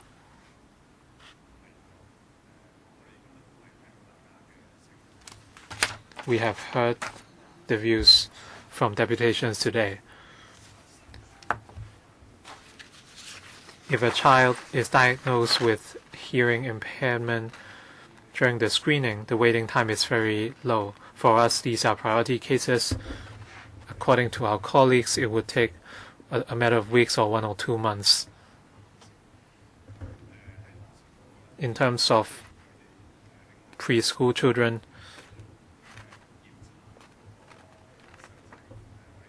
if we need to conduct checks on the children, we have introduced an initiative recently to enhance the capacity of audiologists, and the government has given us some resources. We hope that a hearing aid can be assigned within 2 or 3 months. So this is just a brief update.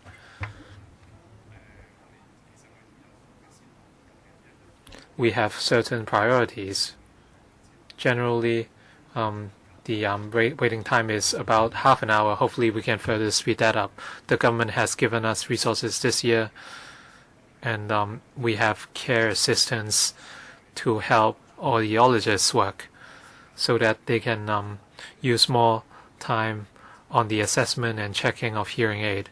So hopefully, we can further shorten the time.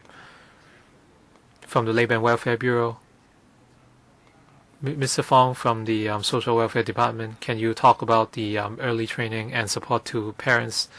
Can Mr. Fong talk about that, please? In terms of support to parents, we have 2 main services for early training. The Early Training Center, Special Care, Child Care Center, and IP. So we have incorporated support to parents in the community. We are subsidizing 2 integrated services centers for the hearing impaired. We also have 4 social and recreation centers to offer counseling and support services. And we also have a scheme for self-help organizations, and we would provide subsidies. We have heard many comments, and we'll look into those. Sometimes too much information was supplied. Sometimes there's not enough information. Now, of course, there are less hearing impaired children than other handicapped children, and they need specialized services. So we need to do more work for the regarding the frontline workers, and we need to provide more training for the frontline workers. We can deepen the service. Thank you, Mr. Fong. Next, members, 3 minutes each. I'm sorry. There are 5 members. So that will take us to about 1:20. Leung Yu-chung, Helena Wong, Yong Ok-kiew, Yip Kin-yun, Shu Ka-chun. Leung Yu-chung. Now, the Chinese say you have to teach, taking into account the child. Now, the hearing aids, etc., can help the children. As I said in my motion, we have to review the policy and support regarding the hearing aids. Now, very often the hearing aids provided are useless because the tendering exercise is not helpful in that regard. And some children require cochlear implants. They even have a greater need for bilingual training. The government seems to be saying that it is provided, but actually the integrated bilingual support is inadequate. Now, the Chinese university program has been successful. However, it will no longer be supported by resources next year. Can the Education Bureau support them so that the program can be continued? Mr. Lai? Now, on hearing aids, now we have been concerned about how they have been used. In 2012 to 2016, we have received over 1,000 questionnaire replies. The vast majority of the respondents have been satisfied with them. Now, in those cases where the hearing aids are not used, the children were growing up into adolescence and they don't like to use them. Now, on the other program, now we can't comment. It's not convenient for us to comment on some individual program, but we know that a lot of support is required for such programs. Now, on evidence basis, we don't think it's there's enough to warrant our support. Now, children of different hearing disabilities attend, and on language therapy and now with language therapy and other services provided, it's rather difficult to identify how successful is this program for the hearing impaired. Now, can you look into the resource issue? We will explore that. Helena Wong? I think regarding hearing aids and cochlear implants, some parents said that even if you provide financial assistance for the hearing aid, it may not be suitable. They support that you provide cash vouchers so that they can get suitable hearing aids. Can you consider that? Secondly, many speakers hope that sign language training can be enhanced and parents should be given an early choice and adequate information on bilingual training, and the Department of Health should be able through social workers to find out which children suffer from hearing disability. Now, and that information should be provided to the parents at a very early stage, and the services should be provided also to them, including on when hearing aids and cochlear implants should be introduced so that the parents can make the right choice at an early stage. Now, can you improve on the information dissemination on cash vouchers? Can you respond? Now, the existing mechanism is quite appropriate, and the hearing aids are of reasonable, appropriate quality, and if we provide cash vouchers, they may get aids that are very expensive and yet not that effective. On information provision, now members mentioned that when a child is found to be hearing impaired, the doctors can refer them to the healthcare social workers.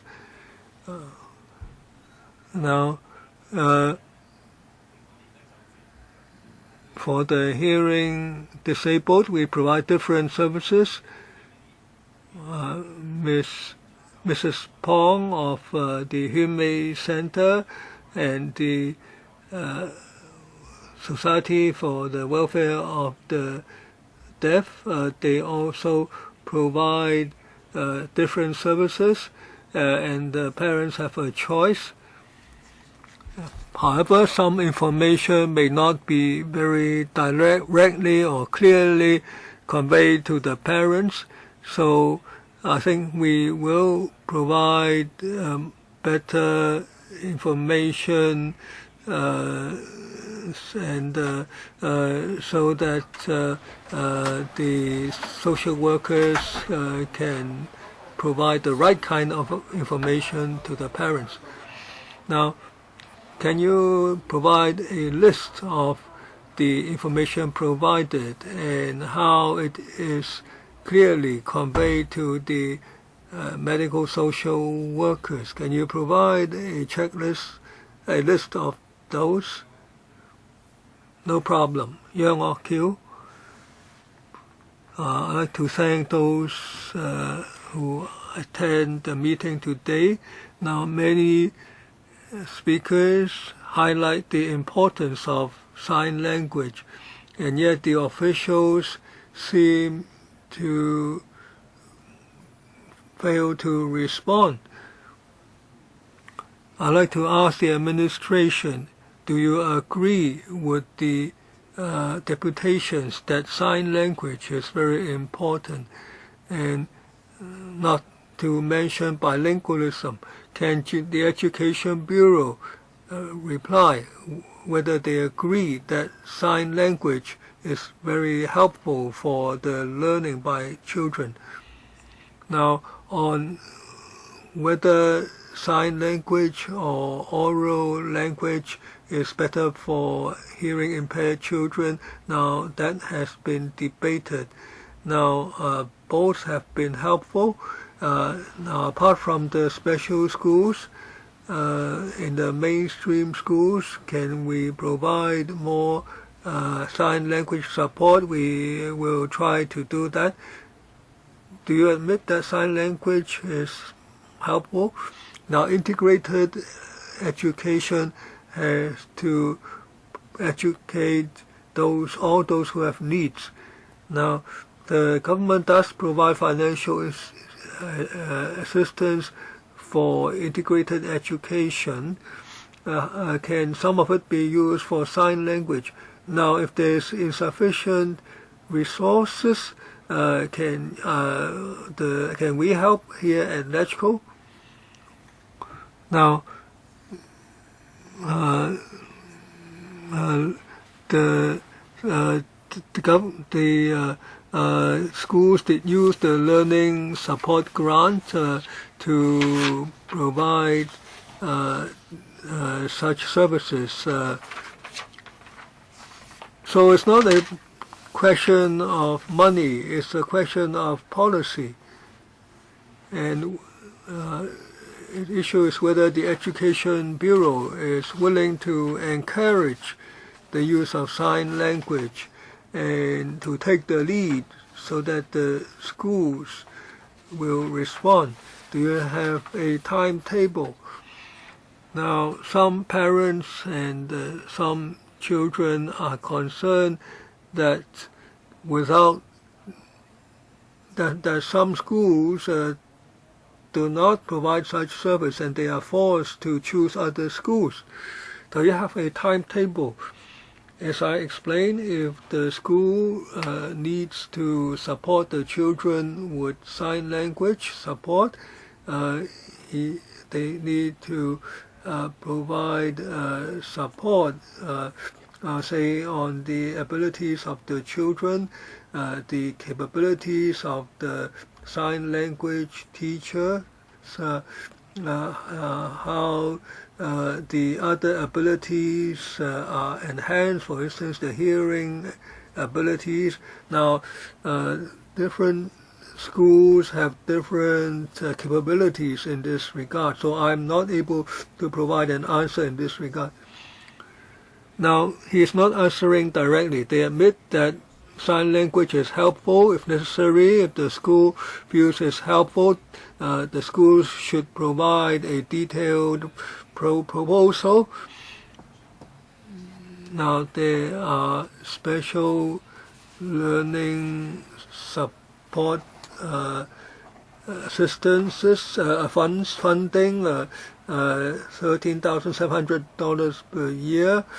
Now, I don't know how widely this has been used. Well, it's a very special service, isn't it?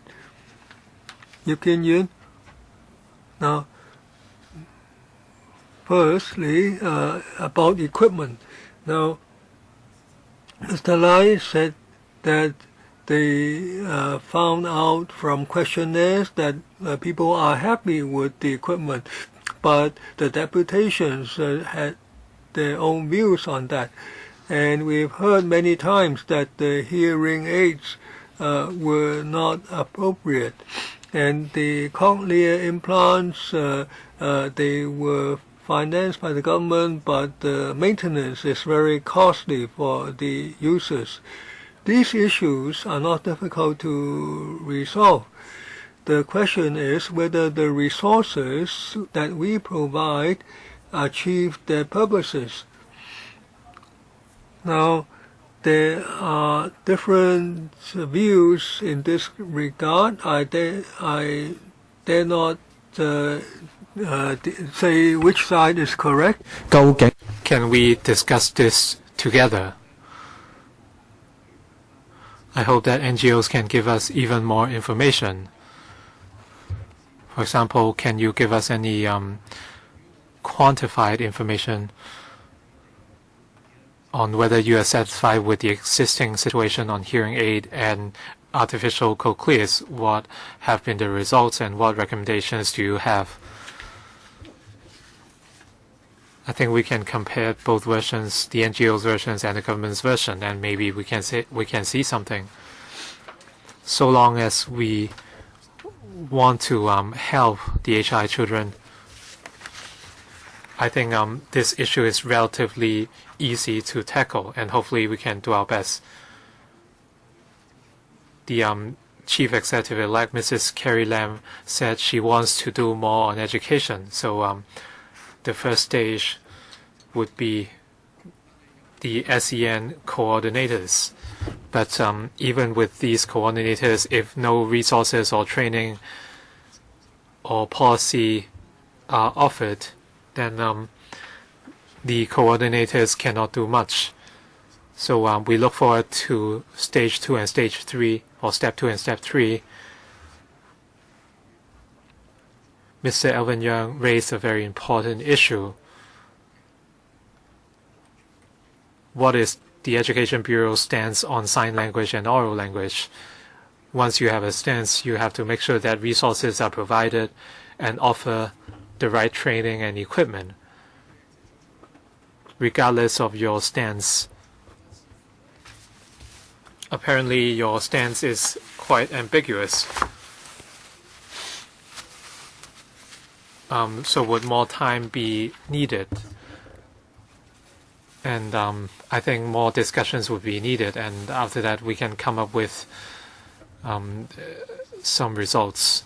All right, Mr. Lai, with regards to the equipment, are you willing to discuss this with NGOs on what is your stance on sign bilingualism for hearing aid?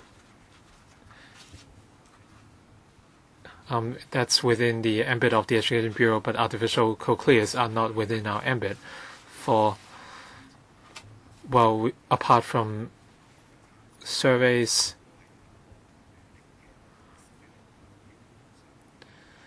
we also took reference from our regular inspections on suppliers, and we would refer to the hearing reports, etc. So after the meeting, with the help of Mr. Yip Kin Yun, are you willing to meet NGOs? Yes, I think more exchanges are possible. For sign language, we would carry out our work based on the situation of schools. And we would use the expertise of special schools to help ordinary schools, and time is needed. Mrs. Chiu Ka-chun. Thank you very much for arranging this meaningful discussion. This is a very special hearing. We apparently did not hear much, but in fact it's a lot. But the issues have been expressed by sign language. A lot of comments have been consistent. Their future and their problems have worsened because of hearing impairment. There was an operation outside the complex before the hearing, and the government was given a hearing aid because they feel that the government needs a hearing aid on this issue because they have chosen not to listen. I hope that it is only an irony but not the reality. But the reality is certainly ironic. So I'd like to see how the administration will follow up. I have a few follow-up questions. First of all, something which is, you may say, trivial. Some people want the government to advocate to the public that the deaf does not necessarily have to be dumb. We have been talking about the deaf and dumb for a long time. And I was surprised that a deaf deputation spoke. I think this is only a myth or misunderstanding. Can Mr. Leung, the Commissioner for Rehabilitation, promise to disseminate this message that the deaf does not equal the dumb? In terms of support on sign language or sign language education, well, Mr. Lai talked about proposals from schools. Well, I can cite some figures. Even in subsidized schools, how many teachers actually know sign language? And at the SWD or HA, how many of your staff know sign language? You can argue what you mean by knowing sign language, but if you are honest, if so few of your staff know sign language, how can you say that you respect sign language education or development? This is something you can think about. As for the hearing aid,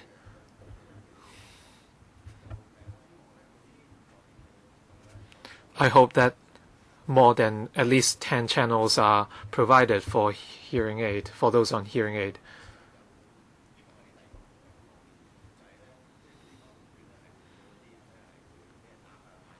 The vouchers would lead to people being cheated. That's what you said, but when you talk about elderly homes or community care, why don't you say the same? But here you suddenly are concerned that vouchers would lead to people paying a premium for hearing aid. I would prefer vouchers to be given to users. Mr. Lai, we don't have much to say on this. Commissioner, Mr. Lang, it's certainly possible in terms of public education. In the past, we focused on sign language. For Mr. Shields' suggestion, I would think about it.